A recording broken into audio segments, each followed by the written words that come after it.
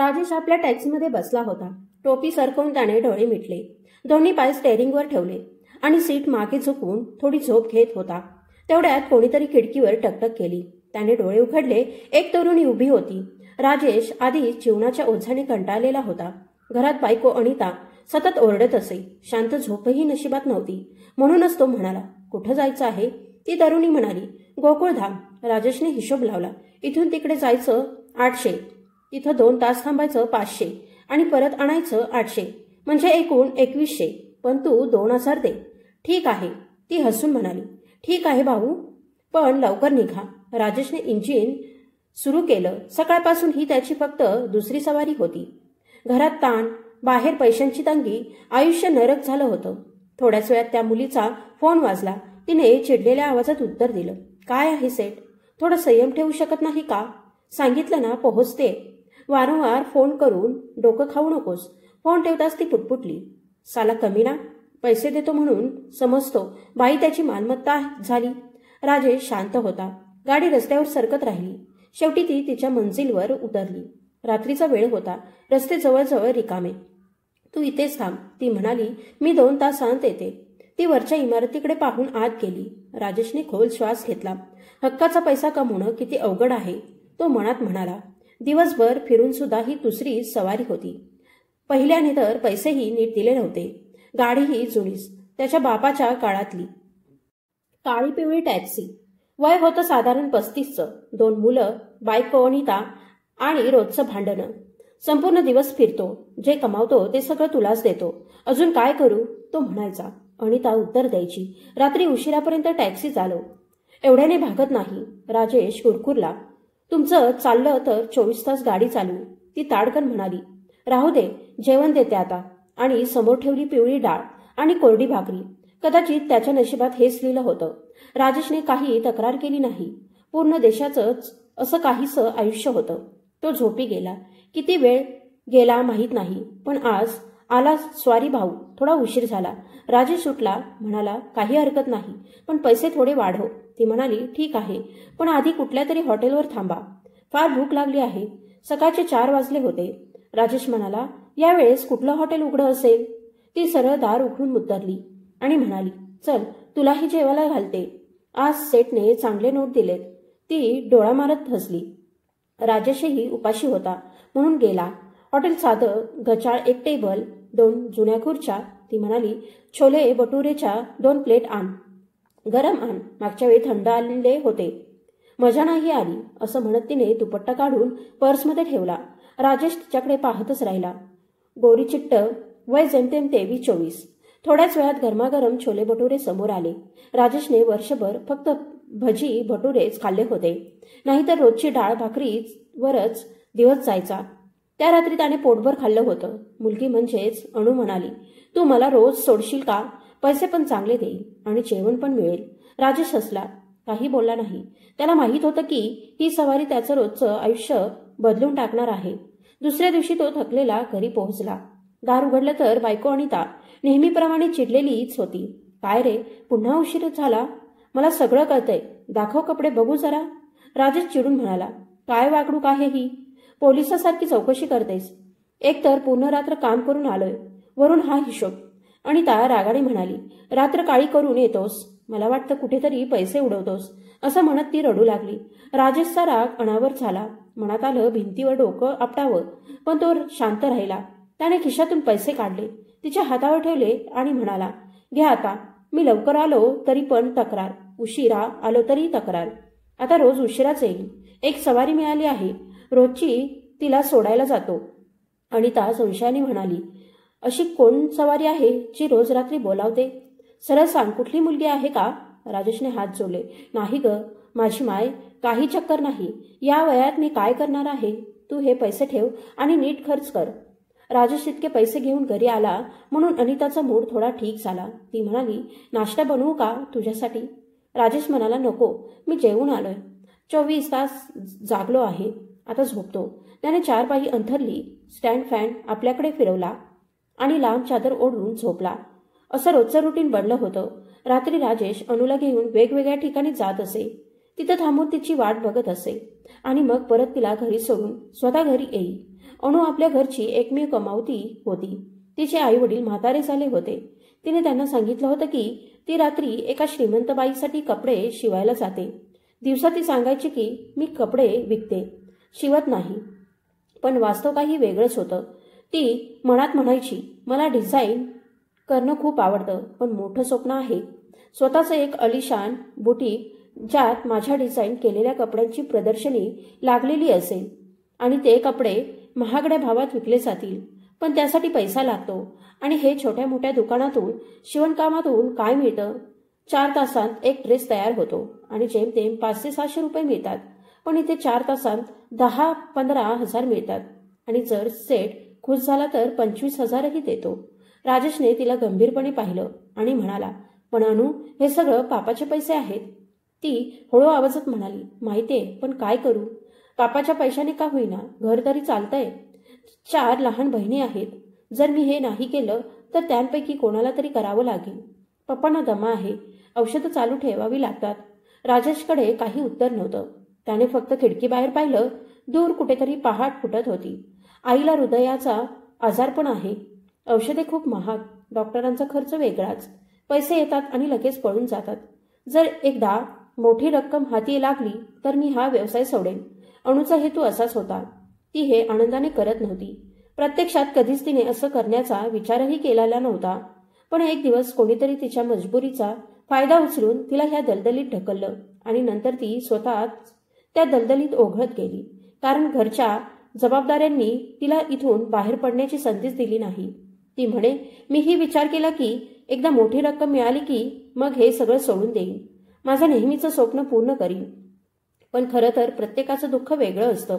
गरिबी, एका छातीची वेदना तिचीच खरी हकीकत आहे. खरं सांगायचं तर राजेशला तिला घेऊन चालणाऱ्या त्या स्त्रीवर कधी कधी शंका आली. पण अनुला माहीत होतं की राजेश असा माणूस नाही आणि प्रत्यक्षातही तसंच होतं. एक वेळ असा प्रसंग आला की दुपारी राजेशकडे एखाद्या विदेशी जोडप्याची सवारी आली. ते एअरपोर्टवरून येत होते आणि त्यांची गाडी रस्त्यावर खराब झाली होती. त्यावेळी त्यांच्या भागात त्यांचीच टॅक्सी होती. मजबुरीनं ते दोघं राजेशच्या टॅक्सीमध्ये बसले. फुटपाथच्या जुन्या टॅक्सीमध्ये बसणं त्यांच्या सन्मानाला विरोधाचं होतं, पण परिस्थिती अशीच होती. राजेशने त्यांना एका हॉटेलपर्यंत सोडलं. रस्त्यात बसताना त्यांच्या बोलण्यातून राजेशला अंदाज आला, मोडकं तोडकं हिंदी, अर्ध इंग्लिश ते पती-पत्नी होते आणि आयुष्यात त्यांना काहीतरी मोठं हवं होतं, बाळ हवं होतं, असं त्यांनी बोलून दाखवलं. त्यांची चर्चा ऐकून राजेशच्या मनात एक कल्पना उभी राहिली. तो ती कल्पना अणूला सांगू लागला. सिगारेटचा धूर काढत तो म्हणाला, विचार कर अनु, अशी सुवर्णसंधी पुन्हा मिळणार नाही. एकदाच ही परीक्षा घे. तुझं हे जीवन बदलू शकतं. काही महिन्यांसाठी तुला हे करावं लागेल. त्यानंतर तू सांगशील की तुझी नोकरी दुसऱ्या शहरात लावली गेली आणि नंतर सगळं अधिप्रमाणे सांभाळीन. मी तुला सांभाळीन. अणू शांत झाली. डोळ्यात विचाराचे ढग दाटले. तिने म्हटलं, हे खूप अवघड आणि रिस्की आहे.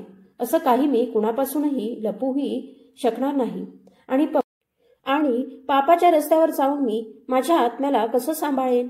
वडिलांचं आजारपण नसतं तर कदाचित मी हे कुठेच केलं नसतं. राजेशने समजावून सांगण्याचा प्रयत्न केला. सर्व काही फक्त काही महिन्यांची गोष्ट आहे. ते लोक थेट तुला मुदतीला भरभरून पैसे देण्यास तयार आहेत. 3-4 महिन्यात कुणाला काही सांगण्याची गरज नाही. नंतर तू म्हणशील की तुला दुसऱ्या शहरात नोकरी लागली. बाकी मी सांभाळीन. अणू तोंडाने हळूहळू म्हणाली, पण तू मला कुठे ठेवशील? तू मला कोणत्या नात्यात ठेवशील? आणि हे लोक परदेशी आहेत. मनातून काहीतरी वेगळंच जाणवतं. राजेश शांतपणे म्हणाला, परदेशी असोत वा आपले, त्यात काय फरक पडतो? विचार कर, पैसे डॉलरमध्ये मिळतील. तुझे दिवस बदलतील. मी तुला 25% देईन. तसेच तुझं स्वच्छ रेकॉर्ड कुणाला ठाऊक आहे? सगळे काही माझ्यासमोरच आहे. तुझं बिचारं घर, बहिणी, तुझी जबाबदारी सर्व मला माहीत आहे. अणूने दुःख भरल्या आवाजात म्हटलं, सगळं ठीक आहे, पण हा धंदा मोठा रिस्की आहे. मी अजूनही घाबरली आहे. राजेशने सांगितलं, एका रात्रीसाठी तुला साधारण 20 ते 25 हजार मिळतील. साधारणपणे 22,000. कोण तुझ्यापेक्षा जास्त देणार? आणि हे लोक डॉलरमध्ये देऊ शकतात. तुझं आयुष्य बदलू शकतं. हे ऐकून अणूच्या हृदयाची धडधड वाढली. तिच्या मनात भीती आणि आशेचा संघर्ष चालू होता. ती मुक्क बसली. मग हळूच म्हणाली, मला वेळ द्या, विचार करेन. त्या रात्री राजेश त्या हॉटेलमध्ये गेला. जिथे ते परदेशी जोडपं थांबलं होतं. त्यांच्या खोलीजवळ उभा राहून त्याचं हृदय जोरात धडकू लागलं, कारण आता एक निर्णय घ्यायचा होता. असे काही निर्णय जिच्यावरून अणूचं संपूर्ण भविष्य अवलंबून होतं. राजेशने दारावर हलकं ठोठावलं. दार उघडलं. एक परदेशी बाई उभी होती. तिने राजेशला ओळखलं आणि विचारलं, हो तुम्हीच ना ते टॅक्सी ड्रायव्हर? राजेश थोडं हसत म्हणाला, हो मीच. मला माहीत आहे की तुम्हाला एका गोष्टीची गरज आहे आणि माझ्याकडे तुमच्या समस्येचं समाधान आहे. बदल्यात फक्त पैसे द्यावे लागतील. हे ऐकून ती परदेशी बाई आणि तिचा नवरा दोघेही आनंदाने एकमेकांकडे पाहू लागले. ते म्हणाले, आम्हाला त्या मुलीला भेटायचं आहे. आम्ही तिला पाहून ठरवू आणि मागितलेले पैसे देऊ. हे ऐकून राजेशच्या डोळ्यात चमक आली. आता त्याचं आणि अणूचं भविष्य दोघांचंही ठरलं होतं. दुसऱ्या दिवशी राजेश अणूला घेऊन त्या हॉटेलात पोहोचला. तिथं परदेशी बाई आणि तिच्या नवऱ्याने सगळं व्यवस्थित समजावून सांगितलं. अणूला काही अडचण वाटली नाही. उलट आता तिला हा व्यवहार अगदी सोपा वाटू लागला. फक्त एक बाळ जन्माला घालायचं इतकंच ना? खरं म्हणजे त्या जोडप्याला सरोगसीद्वारे मूल हवं होतं. ती बाई आई व्हायची इच्छा ठेवत होती, पण गर्भधारणेची वेदना आणि त्रास तिला नको होता. म्हणूनच त्यांना अशी स्त्री हवी होती जी त्यांच्या मुलाला जन्म देईल. या कामासाठी अणू तयार झाली. परदेशी बाई म्हणाली, या कामासाठी आम्ही तुला $2,00,000 देऊ. हे ऐकून अणू आणि राजेश दोघेही अवाक झाले. $2,00,000? राजेशचा 25% हिस्सा सुद्धा मिळाला तरी त्याचं आयुष्य बदलणारच होतं. राजेशने लगेच हमी दिली. ठीक आहे, आम्ही तयार आहोत. अणूनेही संमती दिली. त्यांनी अणूच्या हातात $5,00,000 ॲडव्हान्स दिले आणि सांगितलं, बाकीचे पैसे बाळ जन्मल्यानंतर दिले जातील. त्या रात्री अणूने राजेशकडे पाहत म्हटलं, राजेश, मी या पैशाने ही दलदल कायमची सोडून देईन. राजेश हसून म्हणाला, बघ ना, मी सांगितलं होतं ना, फार कठीण नाही हे काम. अणू थोडी गोंधळली. म्हणाली, मला अजूनही विश्वास बसत नाही. एखाद्या पुरुषाशी कोणताही संबंध न ठेवता मी त्याचं मूल कसं जन्माला घालू शकते? राजेश म्हणाला, सायन्सने खूप प्रगती केली आहे अणू, आता काहीही शक्य आहे.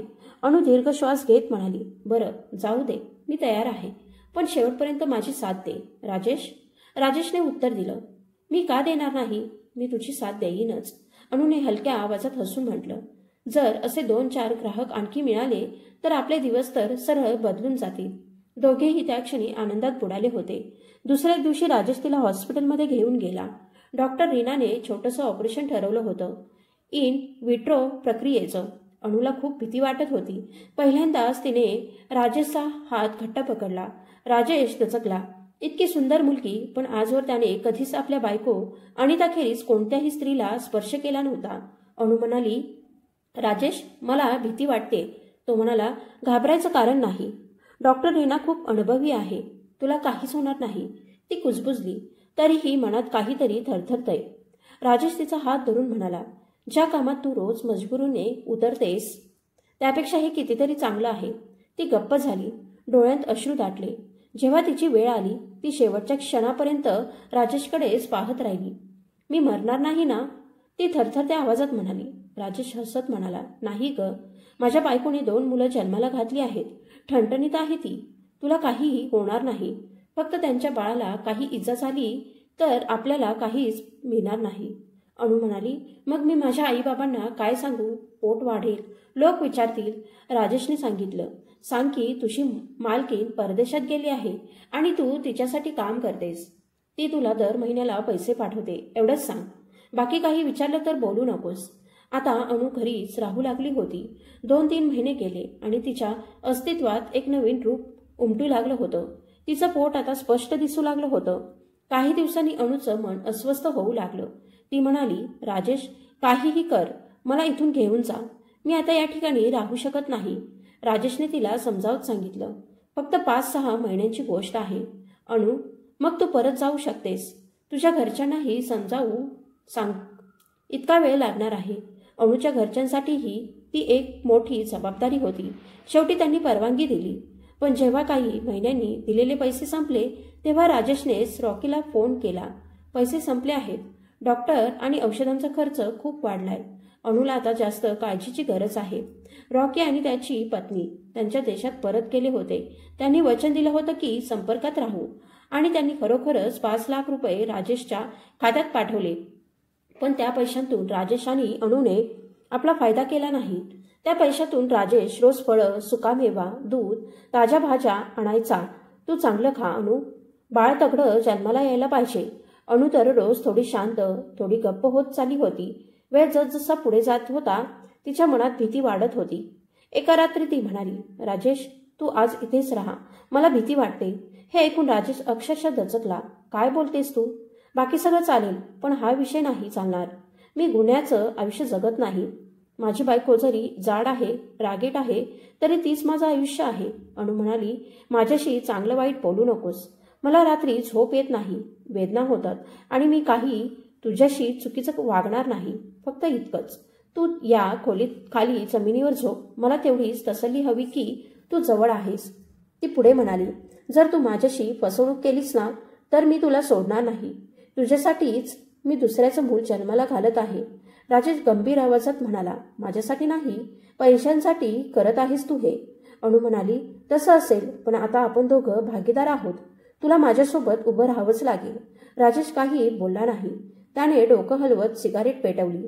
घरच्यांना तो सांगून आला होता, मी काही दिवस शहराबाहेर कामावर जातोय. अनुला आता 8वा महिना लागला होता. वारंवार तिला वेदना यायच्या. राजेश सतत तिच्यासोबत असे. जिथं त्याने तिला ठेवलं होतं ती जागा शहरापासून दूर होती, शांत, एकाकी.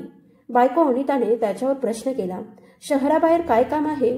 खिशात एवढे पैसे कुठून आले? राजेशने काही हजार रुपये तिच्या हातावर ठेवले आणि म्हणाला, हे घे, काळजीपूर्वक खर्च कर.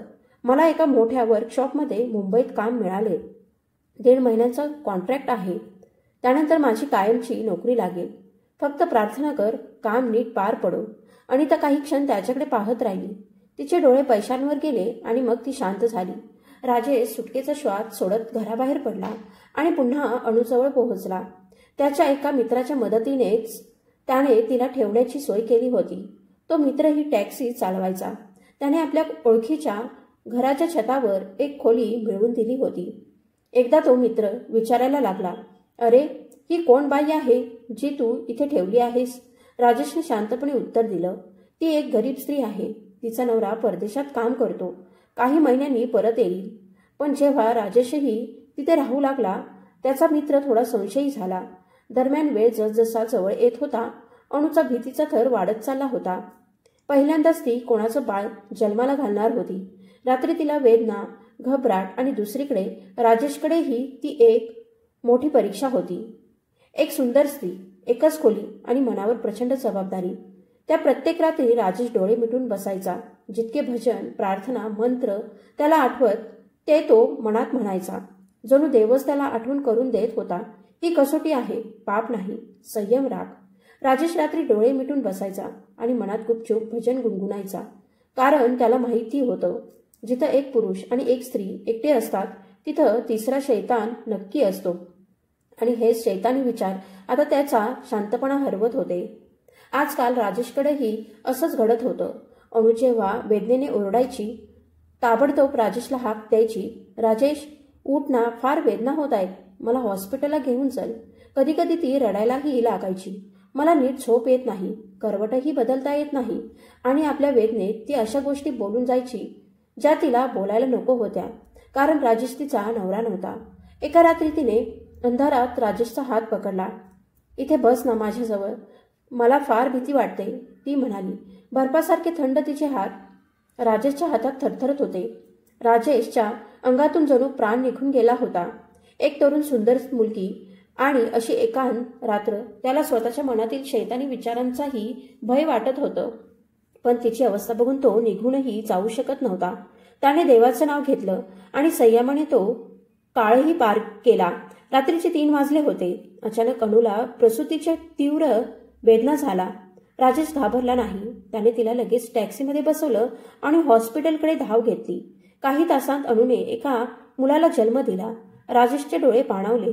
तो लगेच रॉकीला फोन लावू लागला, पण कुणी फोन उचलत नव्हतं, ना रॉकी ना त्याची पत्नी. अणू ओरडून म्हणाली, लवकर त्यांना बोलव, हे बाळ त्यांचं आहे.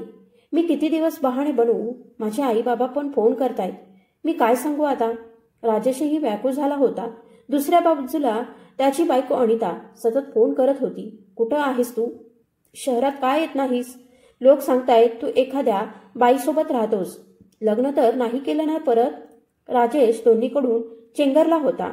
एकीकडे रॉकी संपर्कात नव्हता, अणू दबाव टाकत होती आणि दुसरीकडे बायकोचा संशय त्याला खात होता. शेवटी त्रासून त्याने आपल्या मित्राला म्हटलं, हो रे, ही माझी बायको आहे, लग्न केलंय मी, आता मला शांत राहू दे. एक संपली की दुसरी अडचण येते. पण त्याचा मित्र गप्प राहिला नाही. त्याने लगेच जाऊन सगळी गोष्ट अनिताला सांगितली. त्या बातमीने अनिताचं जगच उद्ध्वस्त झालं. ती रडत चिडत थेट राजेश जिथे राहायचा तिथं पोहोचली. त्याचवेळी अणूचे आईवडीलही आले, कारण शेजाऱ्यांनी त्यांना सांगितलं होतं की अणू गर्भवती आहे आणि एका पुरुषासोबत राहते. त्या क्षणी राजेश आपल्या हातात नुकत्याच जन्मलेल्या बाळाला शांत करण्याचा प्रयत्न करत होता. ते दृश्य पाहून अनिताच्या डोळ्यात रागाचा ज्वालामुखी पेटला. तू माझं आयुष्य उद्ध्वस्त केलंस, ती ओरडली. मला आधी संशय होता, तू जे कमावतोस दुसऱ्या बाईवर उडवतोस, पण आज खात्री झाली. आधी सांग, ही कोण आहे?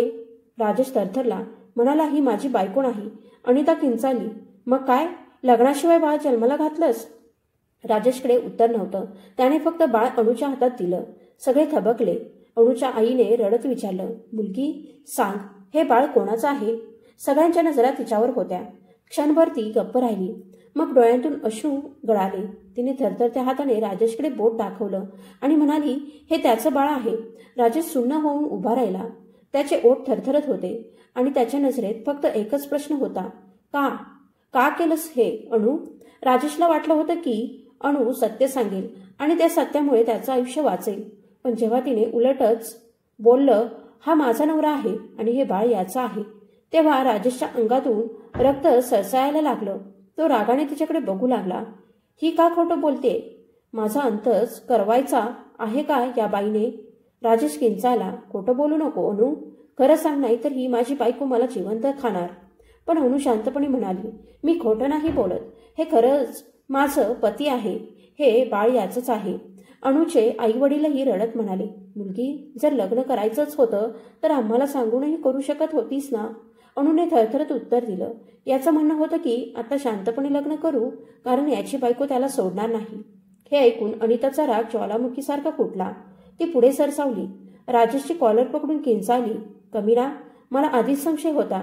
रात्री रात्री या बाईसोबत वेळ घालवत होतास आणि वरून लग्नही केलंस माझ्याशी खोटं बोलून. म्हणे कमाई कमी आहे आणि सगळी कमाई या बाईवर उडवतोस. राजेश काही बोलू शकला नाही, फक्त डोकं धरून बसला. त्याचं आयुष्य एकदम गुंतागुंतीच्या दलदलीत अडकून पडलं होतं. घर, बायको, मुलं, समाज सगळं एकदम त्याच्यावर कोसळलं होतं. शेवटी कानाने थकलेली अनिता रडत म्हणाली, ठीक आहे, जे झालं ते झालं, पण आता ती बाई माझ्या घरात राहील जर तू तिच्या खोलीत पाऊल ठेवणार नाहीस. ऐकलंस ना? राजेश म्हणाला, अनिता, देवाची शपथ, ती माझी बायको नाही. अनिता किंचाळली, बस, अजून खोटं बोलू नको. माझ्या डोक्यावर शपथ घेऊन खोटं बोलशील का? राजेशने तिच्या डोक्यावर हात ठेवायचा प्रयत्न केला. तुझ्या डोक्याची शपथ घेतो. ती हात झटकत म्हणाली, माझ्या शपथेची गरज नाही. मी मरून जाईन, तू त्या डायनसोबत सुखी राहशील. त्या रात्री सुमारे 2 वाजता दरवाजावर जोरदार ठोका झाला. अनिताने दार उघडलं. समोर अणू उभी होती. तिच्या चेहऱ्यावर संताप उफाळून आला होता. ती किंचाळली, बस झालं, आता माझी वेळ आली आहे. राजेशला माझ्या खोलीत पाठव, मला त्याच्याशी बोलणं बाकी आहे. अनिता दचकली, काय बकवास करतेस तू? अणू चिडून म्हणाली, अर्धी रात्र तो तुझ्याजवळ झोपेल आणि अर्धी माझ्याजवळ. काय ठरवलं आहेस? स्वतःहून पाठवतेस की मी तुझी छोटी ओढून घेऊन जाऊ? अनिताचे डोळे विस्फारले. तेवढ्यात राजेशही जागा झाला आणि दारापर्यंत आला. दोघींचा ओरडण्याचा आवाज ऐकून तो घाबरून गेला. हा काय तमाशा चालवलाय? तो ओरडला. अणूने थेट उत्तर दिलं, तमाशा मी नाही केला, तू माझं आयुष्य तमाशा केलंस. मी काहीही करून जगासमोर माझी इज्जत वाचवत होते, पण आज सगळं संपलंय. आता 2 गोष्टी, एकतर मला माझे ठरलेले पैसे दे किंवा या बाळाच्या जबाबदारीतून मला मुक्त कर. राजेश थरथरत बसला. त्याचं डोकं हातात होतं. त्याला काही सुचत नव्हतं. त्याच्याकडे आधीच 2 मुलं होती. त्यांचं पोट भरणं कठीण होतं आणि आता ही नवी जबाबदारी, नवं संकट. त्याचं मन फाटून गेलं होतं. देवाला पाहून तो हळूच कुजबुजला, हे देवा, या पापाच्या जाळ्यातून मला सोडव. तू पाळ, मी नाही पाळणार. अणूचा आवाज कडक आणि निर्धारपूर्ण होता. राजेशने दोन्ही हाताने आपलं डोकं धरलं. त्याला काही कळेना आता या अडचणीतून बाहेर कसं पडायचं. त्याच्याकडे आधीच 2 मुलं होती. त्यांचं पोषण करणं सुद्धा अवघड होतं. आणि आता हे तिसरं मूल, तेही त्या परदेशी रॉकीचं, ज्याचा चेहरा ना अनुसारखा होता ना राजेशसारखा. रॉकी आणि त्याची बायको गायब झाले होते. राजेशने त्यांना शोधायचा सर्वतोपरी प्रयत्न केला, पण ते जणू पृथ्वीवरूनच नाहीसे झाले होते. राजेश रोज टॅक्सी चालवत घरी यायचा, पण घरात रोज नव्या भांडणाचा महायुद्ध सुरू असे. अनिता आणि अनु एकमेकींवर झडप घालत असत. कधी भांडणं, कधी अश्रू, कधी आरडाओरड. घर जणू रणांगण बनलं होतं. राजेशला आपल्या लालसेचा आता फार पश्चाताप होऊ लागला. तो स्वतःशीच म्हणायचा, पैशाच्या हव्यासात मी माझं आणि तिचं दोघांचं जीवन उद्ध्वस्त केलं. परदेशीयांवर विश्वास ठेवणं ही माझी चूक होती. दुसऱ्याचं मूल जन्माला घालणं पाप होतं आणि मी त्या पापाचा भागीदार झालो. त्याला आता कुठेही समाधान नव्हतं, ना घरात ना बाहेर. तो धाब्याचा कुत्रा झाला होता, ना घरचा ना घाटाचा. अनु आता पूर्णपणे राजेशवर सूड उगवण्याच्या मूडमध्ये होती. तिला वाटत होतं तिचं जीवन नासवण्याचं कारण हाच आहे. ती दररोज दबाव टाकत होती, माझ्याशी लग्न कर, नाहीतर तुझं आयुष्य नरक बनवेन. राजेशच्या मनात गोंधळाचं वादळ सुरू होतं आणि शेवटी थकून हारून त्याने ठरवलं, चला लग्नच करतो. कमीत कमी भांडणं तरी संपतील. अनिता देखील आता नाईलाजाने शांत होती. रोजच्या आरडाओरडीत तिचं आयुष्यही कोसळत होतं. तिला वाटलं, चल कदाचित याने तरी सगळं शांत होईल. दुसऱ्या दिवशी सकाळी राजेश आणि अनुने मंदिरात लग्न करण्याचा निर्णय घेतला. ते तयारी करत बाहेर पडले आणि अनिता कोपऱ्यात बसून निशब्द बघत होती. पण जसं ते घराबाहेर आले तसंच एक मोठी काळी गाडी त्यांच्या घरासमोर येऊन थांबली. त्या गाडीतून काही लोक उतरले आणि त्यांना पाहताच राजेश आणि अनु दोघेही थबकले. त्यांच्या डोळ्यात आश्चर्य नव्हतं, राग आणि भीती एकाच वेळी झळकत होती. कारण समोर उभे होते रॉकी आणि त्याची बायको. राजेशच्या चेहऱ्यावरचं रक्त उतरलं. तो क्षणात आपला बाण हरपून पुढे गेला. रॉकीची कॉलर पकडली आणि किंचाळत म्हणाला, तू कुठं गेला होतास? इतके महिने माझं सगळं आयुष्य उद्ध्वस्त केलंस. अनु ही संतापाने पुढे गेली. तुम्ही आम्हाला फसवलं. तुमच्यामुळे माझं समाजात हसू झालं. तुमच्या मुलासाठी मी माझं आयुष्य दिलं आणि आता तुम्ही परत आलात. गोंधळाच्या या क्षणी अनिता पण बाहेर आली. ती आश्चर्यचकित नजरेने विचारू लागली, हे सगळं काय चाललं आहे? हे लोक कोण आहेत? अखेर राजेश थरथरत्या आवाजात म्हणाला, अनिता, मी सांगत होतो ना, ही माझी बायको नाही आणि हे बाळ माझं नाही. सगळ्यांनी त्याच्याकडे पाहिलं. घरात एक विचित्र शांतता पसरली. फक्त त्या बाळाचा रडण्याचा आवाज हवेत घुमत होता, जणू सगळ्या पापांचं, सगळ्या रहस्याचं साक्षीदार ठरत होता. रॉकी शांतपणे म्हणाला, बघ, हा माणूस जो इथे उभा आहे ना, हाच खरं तर या बाळाचा खरा पाप आहे. पण तुला माझ्यावर विश्वासच नव्हता.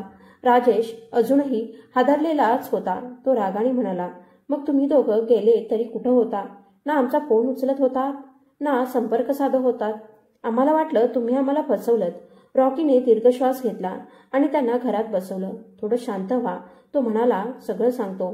दोघं, रॉकी आणि त्याची पत्नी, थकलेले, अशक्त दिसत होते. त्यांच्या अंगावर अजूनही जखमांचे ठसे होते. हातांवर प्लास्टर, कपाळावर पट्ट्या बांधलेल्या होत्या. रॉकी बोलू लागला, आमचा भयंकर अपघात झाला होता. त्यामुळे आम्ही गेले कित्येक महिने रुग्णालयात दाखल होतो. फोन, संपर्क काहीच शक्य नव्हतं. माझ्या पत्नीला थोड्या जखमा झाल्या होत्या, पण माझ्या डोक्याला जबर दुखापत झाली होती. मी कित्येक दिवस बेशुद्ध पडलो होतो. ती बिचारी एकटी सर्व काही सांभाळत होती. डॉक्टर, औषधं, रिपोर्ट्स. त्या काळात आमचं सगळं लक्ष फक्त एकाच गोष्टीवर होतं, माझं प्राण वाचवणं. त्या गोंधळात, त्या भीतीत आम्ही आमच्या होणाऱ्या बाळाबद्दल आणि तुमच्याबद्दल विसरलोच जाऊ. आमच्या घरीही कोणी नाही, कोणी मदत करणारा नाही. संपूर्ण जबाबदारी माझ्या पत्नीवर आली होती. आणि आता जेव्हा आम्ही थोडं सावरलो, सगळ्यात आधी आमच्या मनात आलं आमचं मूल आणि तुम्ही दोघं. म्हणूनच आम्ही लगेच पहिली फ्लाईट पकडली आणि इथे आलो. आम्हाला माहीत होतं की तुम्ही नक्कीच खूप त्रस्त झालेलं असाल. रॉकीचं हे ऐकून राजेश आणि अनु दोघांनी सुटकेचा श्वास सोडला. त्यांच्या चेहऱ्यावर थोडी शांतता परतली. पण अनिता अजूनही अविश्वासात होती. तिला अजूनही वाटत होतं, हे स्वप्न आहे की वास्तव. राजेशने ताबडतोब अणूचे आई वडील आणि बहिणींना बोलावलं. सगळे जमा झाल्यावर त्याने सर्व काही स्पष्ट सांगितलं. तुमच्या मुलीचं हे बाळ आहे, पण चुकीच्या मार्गाने नाही.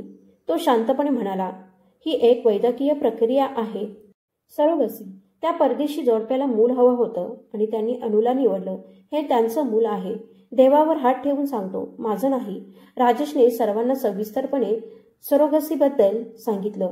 कशी स्त्री दुसऱ्या जोडप्यासाठी गर्भधारणा करते, कसा हा विज्ञानाचा एक नवा मार्ग आहे ज्यामुळे अपत्यहीन जोडपी पालक बनू शकतात. सगळ्यांना सुरुवातीला विश्वास बसत नव्हता. असं कसं शक्य आहे? अणूची आई म्हणाली. मुलं तर लग्नाने नात्याने येतात ना. पण रॉकीने डॉक्टरांच्या कागदपत्रांसह सर्व पुरावे दाखवले. तेव्हा हळूहळू सत्य सगळ्यांच्या मनात उतरू लागलं. राजेश शांत होता, डोळे खाली घातलेले. त्याने हळू आवाजात म्हटलं, ही माझी सर्वात मोठी चूक होती. पैशाच्या हव्यासात मी स्वतःचं आणि या मुलीचं जीवन उद्ध्वस्त केलं. पण देवाने दया केली. सत्य वेळेवर समोर आलं. रॉकीने राजेशच्या खांद्यावर हात ठेवला. तुम्ही दोघांनी जे केलं ते आमच्यासाठी आशीर्वाद आहे. तुमच्याशिवाय आमचं कुटुंब अपूर्ण राहिलं असतं. अनिताचे डोळे आता ओलसर झाले होते. तिने अनुकडे पाहून शांत आवाजात विचारलं, जर हे बाळ राजेशचं नव्हतं आणि तू त्याची पत्नीही नव्हतीस तर मग तू एवढं सगळं का सहन केलंस? अनु काही क्षण गप्प राहिली. मग डोळ्यातून अश्रू गळत म्हणाली, मजबुरी होती दीदी. घर, आई बाबा, बहिणी आणि गरिबी. पण आज वाटतं कधी कधी पोटासाठी घेतलेले निर्णय आत्म्याला जखमी करून जातात. घरात शांती पसरली. बाळाचं गोड रडणं हवेत घुमत होतं. जणू देवाने स्वतः त्या घरात क्षमतेचा आशीर्वाद दिला होता. राजेशने शांत आवाजात विचारलं, मग तू खोटं का बोललीस अनु? तू मला फसवलंस का? अणूचे डोळे खाली गेले. काही क्षण ती गप्प राहिली. मग हलक्या आवाजात म्हणाली, मी हे सगळं फक्त बदला घेण्यासाठी केलं. कारण हे सगळं काम मी तुझ्या सांगण्यावरून केलं होतं राजेश. आणि जेव्हा मला समजलं की मी या सगळ्यात पूर्णपणे अडकले आहे तेव्हा मी ठरवलं तुला पण हाच धडा शिकवायचा. हे ऐकताच अनिताच्या डोळ्यात पाणी आलं. ती हळू आवाजात म्हणाली, म्हणजे माझा राजेश खरंच माझ्याशी प्रामाणिक होता? राजेश म्हणाला, हो अनिता, हेच तर मी तुला सतत सांगत होतो. तू जशी आहेस तशी मला मान्य आहेस. तुझ्याशिवाय मी कधी कोणत्या दुसऱ्या स्त्रीविषयी विचारही केला नाही. हे ऐकून अनिता पुढे सरसावली. तिने राजेशला मिठी मारली. मला माफ कर, मी तुला चुकीचं समजत होते. राजेशने तिच्या पाठीवर हात ठेवला. दोघांच्या डोळ्यातून अपराधाचे आणि दिलासाचे अश्रू वाहत होते. पण दुसरीकडे अणूच्या घरच्यांना मनात वेगळं वादळ होतं. तिचे वडील म्हणाले, जे काही झालं ते सोड, पण समाजाला हे कसं सांगायचं? लोक बदनाम करतील, मुलगी म्हणून तुझ्यावर बोट ठेवतील. तू आमच्यासाठी केलंस, पण जगाला ते कसं समजणार? अणू शांतपणे म्हणाली, बाबा, आता मला या जगाचं काही देणं घेणं नाही. या पैशाने आपण नवं आयुष्य सुरू करू, एका नव्या ठिकाणी, जिथं कोणालाही आपला भूतकाळ माहीत नसेल. तेव्हा ही बदनामीही धुवून जाईल. तिचे वडील काही वेळ विचारात पडले आणि अखेर म्हणाले, तू बरोबर बोलतेस मुली. भूतकाळाने आपल्याला तोडलं, पण भविष्य आपण स्वतः घडवू शकतो. दुसऱ्याच दिवशी अणूने ते शहर कायमचं सोडलं. ती आपल्या कुटुंबासोबत गुजरातला गेली. तिथे पोहोचल्यावर तिने स्वतःचं बुटीक उघडलं, स्वतःच्या मेहनतीने, स्वतःच्या नावाने. काही वर्षांतच तिचं बुटीक प्रसिद्ध झालं आणि तिने एक सुंदर बंगला घेतला. पैशांच्या तेजात आणि नव्या जीवनाच्या प्रकाशात तिने हळूहळू आपला भूतकाळ विसरला. तिचे आईवडील आणि बहिणीही आता निर्धास्त आयुष्य जगू लागले. इथे मुंबईत राजेशनेही नवं आयुष्य सुरू केलं. त्याने काही टॅक्सी विकत घेतल्या आणि स्वतःचा व्यवसाय उभा केला. तो म्हणायचा, जगातल्या प्रत्येक रस्त्यावर संकट आहेत, पण जो सरळ चालतो त्याला शेवटी मंजिल नक्की सापडते. त्याच्या मेहनतीने तो पुढे गेला. त्याने एक सुंदर फ्लॅट घेतला आणि उरलेले पैसे आपल्या मुलांच्या शिक्षणासाठी आणि लग्नासाठी फिक्स डिपॉझिटमध्ये ठेवले. अनिता आणि तो आता सुखाने राहत होते. भूतकाळाच्या जखमा जरी खोल होत्या तरी त्यांच्या प्रेमाने त्या हळूहळू भरून निघत होत्या. शेवटचा संदेश. मित्रांनो, राजेश आणि अणूने जे काही केलं ते मजबुरीमुळे होतं, पण त्या निर्णयाने त्यांचं संपूर्ण आयुष्य बदललं. ही कथा आपल्याला शिकवते की पैशासाठी घेतलेला चुकीचा निर्णय कधी कधी आयुष्यभराचं ओझं बनतो. पण पश्चाताप, माफी आणि नवा मार्ग निवडला तर प्रत्येक माणूस पुन्हा उभा राहू शकतो. ही कथा पूर्णपणे काल्पनिक आहे. यातील सरोगसी, पैसा आणि जीवनाशी संबंधित घटना फक्त मनोरंजन, जागरूकता आणि सामाजिक संदेशासाठी दाखवण्यात आल्या आहेत. याचा वास्तवाशी काही संबंध नाही. धन्यवाद.